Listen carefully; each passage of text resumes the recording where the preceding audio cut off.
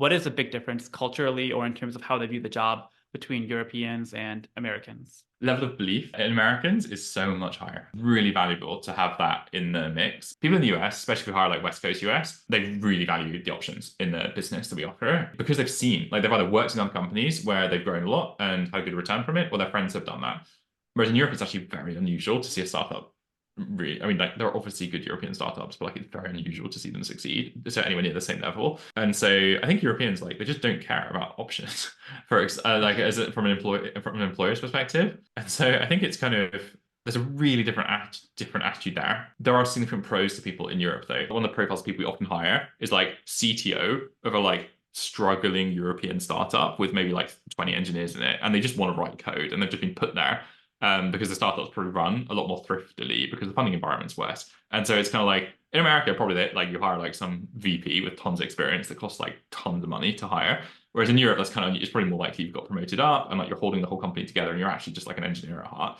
And so those kind of people are extremely strong as a product engineer when we hire them because they have a broader business context. So what we'll do though is we'll try and pay like we're probably like one of the best employers you could work for if you're an engineer in Europe. So we'll pay like top of the market in Europe. It's much Yeah. harder to consistently pull that off in the US because of how nice we can make it as a place to work. I think in America it feels sometimes more transactional when we're hiring people. Like they're viewing us as one of like a bunch of places they could kind of work or whatever because there are just more startups. Whereas in Europe, it's like there might only be a couple of startups that would hire in their country that have this kind of potential. And so I'm more Yeah. conscious about like flags in the interviews from people being like, is this person going to treat us? Are they joining us just because our growth is actually good, or are they interested in like what we're building and stuff? I think the other thing I've noticed is like I think in this is one of my other grand theories is I think engineering has kind of become a little bit like an MBA, like in the US more so. So as in like I think a lot of people do it because it is a great career to have, but that is the primary motivation as opposed to like actually just liking building things.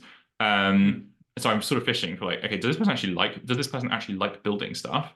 Because Interesting. they're going to probably be like more curious and probably a stronger engineer, even though it's rational that other people will join engineering.